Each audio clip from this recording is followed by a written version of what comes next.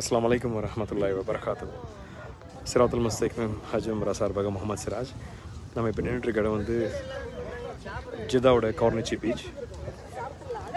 இது ஒரு ஆர்டிஃபிஷியலாக க்ரியேட் ஆன பீச்சு.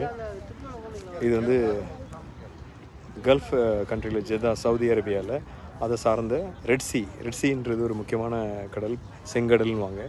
ஸோ ரெட்சியில் சவுதி அரேபியாவில் இருக்க அந்த பர்டிகுலர் பவுண்டரியில் உள்ள பீச் இது.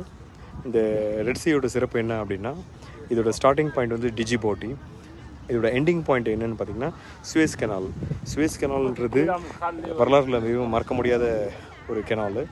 சுவேஸ் கெனால் வந்து இதோட எண்டிங் பாயிண்ட் வந்து ஈஜிப்டோட கைரோ சிட்டி பக்கத்தில் முடிவடையுது அந்த சுவேஸ் கெனாலோட லென்த் பார்த்திங்கன்னா கிட்டத்தட்ட 195 கிலோமீட்டர் ஸ்ட்ரெச்சு.